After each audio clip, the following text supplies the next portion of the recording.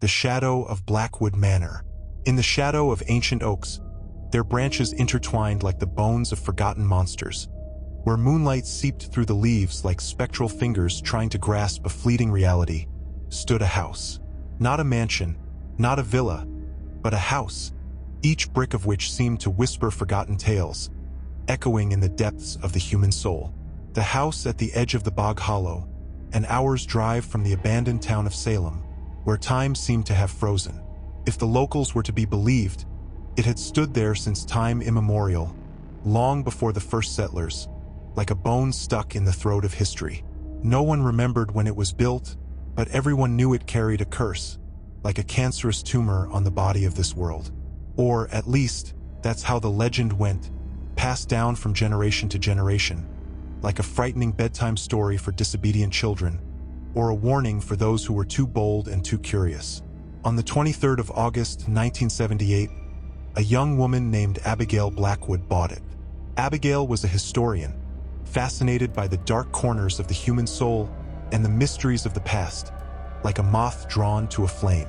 She was attracted to everything that was shrouded in mystery, and the greater the mystery, the more attractive it became.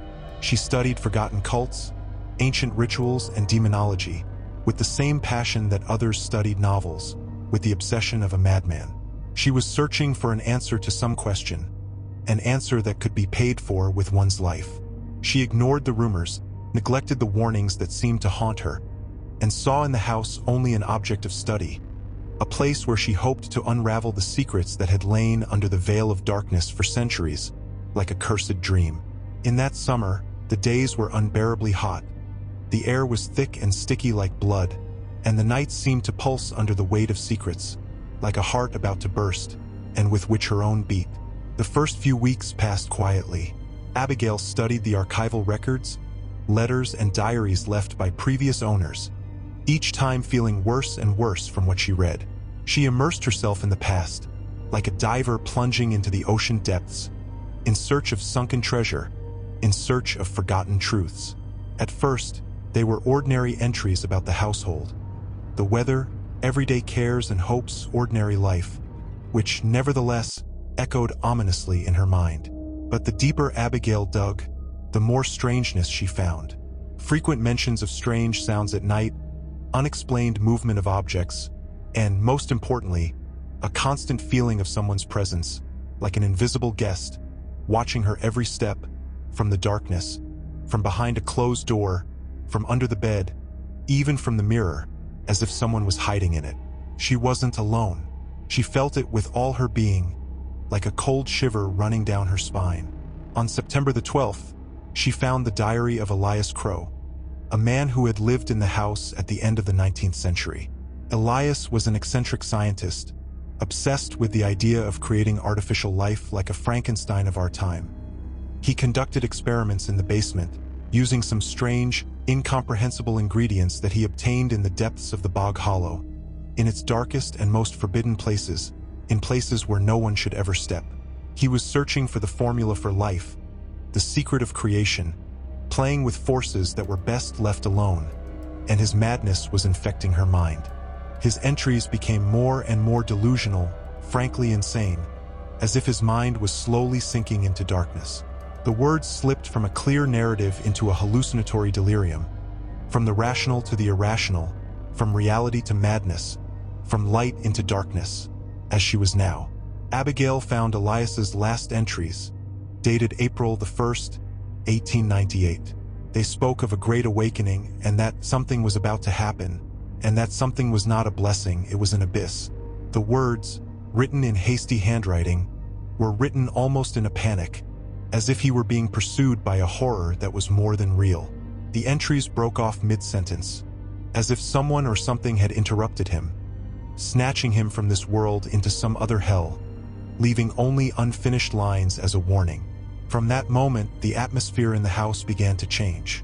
Abigail began to wake up at night from the feeling that someone was watching her, from the darkness, from behind a closed door, from under the bed, from the mirror, but these were not human eyes. They were the eyes of a predator, ready to tear her to pieces. Her dreams turned into nightmares, full of shadows and whispers, In them flashed vague silhouettes and frightening visages that became clearer and clearer with each dream, as if something terrible was breaking through from her subconscious.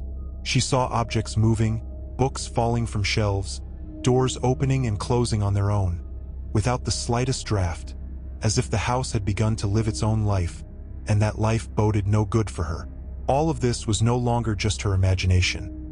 She began to feel that her consciousness was bordering on another dimension, that it was cracking at the seams, ready to fall apart. Something was happening, and that something was terrifying, something beyond her comprehension. One night at midnight on September the 28th, Abigail woke up from a sharp cold, from the icy sweat that soaked her bed. The blanket she had covered herself with was wet with icy sweat, and it felt as though she was freezing to the bone, despite the stuffiness. All the windows were open, although she clearly remembered closing them before going to sleep, and they were tightly closed. The moonlight, penetrating the room, seemed deathly pale, like the light of a dead star. On the floor, on the cold parquet, she saw a strange pattern drawn with something resembling charcoal, but there were no traces of soot, as if it had been made with something else, perhaps blood. It resembled a bizarre spiral, twisting into infinity, like a snake devouring its own tail, but with one difference: in the center was not a dot, but an eye looking straight at her. Abigail felt a growing agitation and indescribable fear, as if a sinister aura was enveloping her, slowly and methodically, like a web spun by demons. The smell of incense lingered in the air, although she had never used incense, and the smell was old and stale, like the smell of a funeral, the smell of decay and decomposition. She even started seeing in the mirror that she had pale skin and dark circles under her eyes. She decided to go down to the basement, where Elias Crow once conducted his experiments, to the very heart of darkness. The staircase seemed endless. Each creak of its steps echoed in her head like the ringing of a bell, counting down the last minutes of her sanity, the last minutes of her life. The basement was cold and damp. The air was thick and heavy, as if shrouded in fog, making it very difficult to breathe. It seemed to be permeated with fear. In the very center of the room, she saw an old table on which lay an open book, which seemed to be waiting for her. It had not been there before. She clearly remembered inspecting the basement recently, and there was nothing like that there.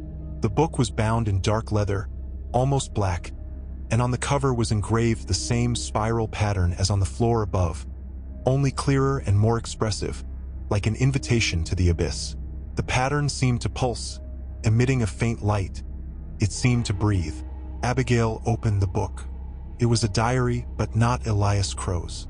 It was written in an unknown language, the symbols of which were similar to ancient runes, but at the same time they were different from everything she had ever seen before, as if written by a madman. However, she felt that she understood them, as if someone or something was prompting her what they meant, as if some ancient voice was whispering in her ear. The letters formed words, the words into sentences, and she, against her reason, began to read. She read as if under someone's hypnotic influence, as if a voice was speaking in her head, reading the words along with her, as if she was only a vessel and a voice was using her. The words of the diary spoke of an ancient evil slumbering in the earth under the bog hollow, of a creation that awaits its awakening, of the rites that awaken it, and of a portal that must be opened in order for this nightmare to break into our world, and that this world was doomed. She understood that this was a description of terrible rituals and sacrifices aimed at opening the gates of hell, that these were not fairy tales, it was the truth, and she was part of it all. Suddenly, she heard a sound, scratching. It came from the dark corner of the basement, where darkness always gathered, and it seemed that her mind was beginning to leave her. The sound grew louder and closer, turning into a grinding, like claws on stone, or like bones rubbing against each other, or like someone's teeth gnawing at steel, as if some animal hungry for her flesh. She raised the flashlight, but she could only see darkness, no matter how hard she tried, as if the darkness was alive, and it wouldn't let her see what was hidden within it. But the scratching grew louder, and now she understood that it was coming from somewhere beneath the floor, as if someone or something was scraping there, trying to break free. From the darkness, as if breaking through a veil, eyes began to appear. not human. Eyes that burned with hellish fire, like molten iron, ready to burn her soul through. They were alive and predatory, in which she could see the reflection of her own fear. Abigail felt as if someone was pushing her from the inside, as if she was being torn apart. Her body began to tremble, as if in a fever, as if she was possessed. She tried to turn away from the gaze, but she couldn't, as if she was in invisible shackles, as if she was paralyzed, and even breathing was difficult for her. Her body, as if on its own, went into a trance. She could no longer control her actions. She was just a puppet in someone's invisible hands. She began to pronounce the words she had read in the diary, in a strange, terrifying language in which she felt power, but also from which an icy terror ran through her veins. A language capable of turning this world upside down. The language was dead and forgotten, but nevertheless, Abigail spoke it as if it were her native tongue, as if this darkness was a part of her very self. In the next moment, she remembered nothing. She fell into darkness, as if she had drowned in an endless gloom, and felt nothing more. On October the 17th, the local sheriff, John Mason, was concerned about Abigail's absence. Neighbors hadn't seen her for several weeks, and she had always been very sociable and welcoming. She was like the sun, illuminating their dull lives. He had tried to call her several times, but her phone was disconnected, as if she had never existed. He decided to go to the house on the Bog Hollow to visit her, although he himself did not understand why he was doing this, as if someone was pulling him there, like on a string. It was easy to get inside. The door was open, but there were no signs of forced entry, as if it had been left open on purpose, as if it was waiting for its next visitor. He walked through the rooms, feeling growing unease with each step, as if he was in a predator's den, as if he had been cornered, and the only way out was to go further, and he understood that this was a trap. The house was permeated with the smell of mold, and a strange, sinister silence hung in the air, as if all life had left this place forever, as if the house was dead, and death was spreading from it like a plague, as if even the wind was afraid to blow through these walls, as if even time flowed differently here, as if in a distorted mirror. John found Elias Crow's diary, but there was no sign of Abigail, nothing that could give him even the slightest clue, as if she had evaporated. The basement. He was afraid to go there, but he understood that he had to. It was his duty. He was a police officer, and his job was to find answers to questions, even if those answers were terrible.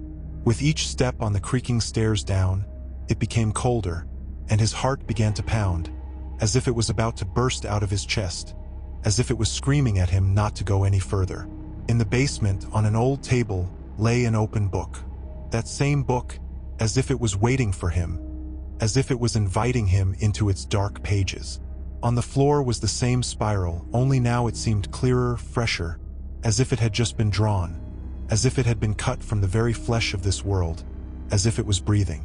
It seemed to pulse with a faint light, just like in the book, as if it was calling out to him. And he saw her, in the corner of the basement, in the very darkest corner, where it seemed the darkness was particularly thick and dense. Abigail. She was standing, motionless, facing the wall, as if she were examining some symbols, as if she were dead, and only the shadow of her soul was still here. He approached her and touched her shoulder, as if trying to wake her. Her skin was icy, like that of a corpse, as if her blood had long since frozen, and her eyes were completely black, like two holes into the abyss, as if someone had taken the light out of them and filled them with darkness, as if there was nothing there but darkness.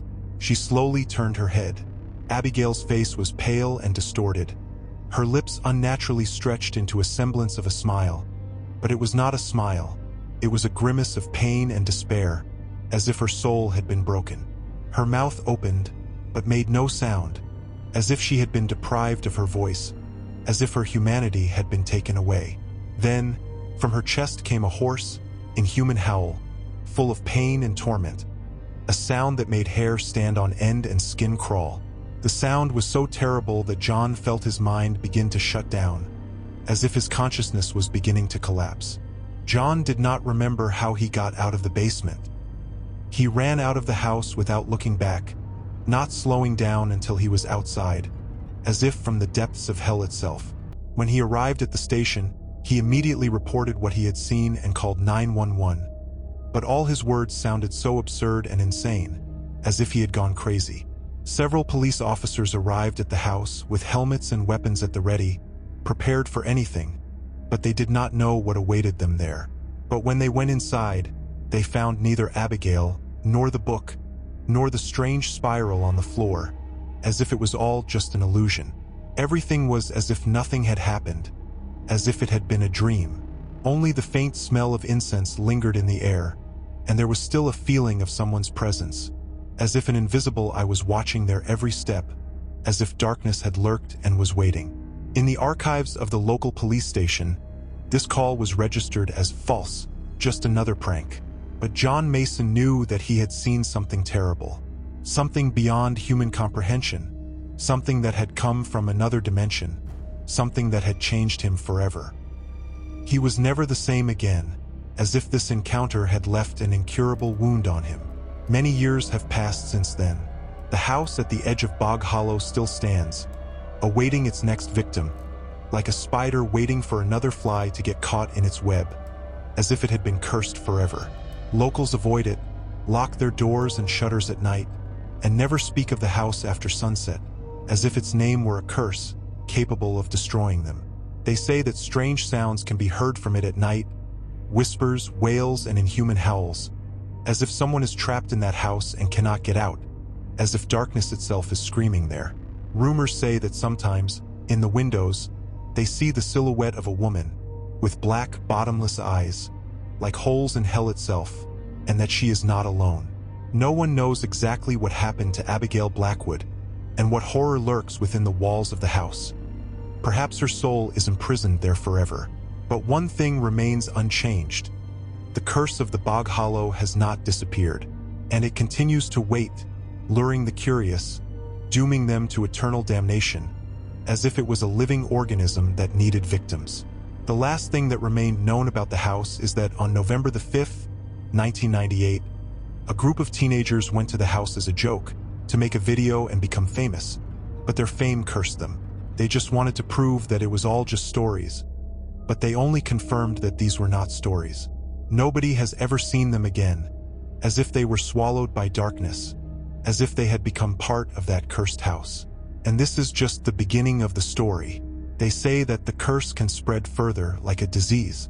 They say that it is looking for new victims, and maybe it is already nearby. Maybe it is already reading these words and waiting for you to make a mistake and fall into its web.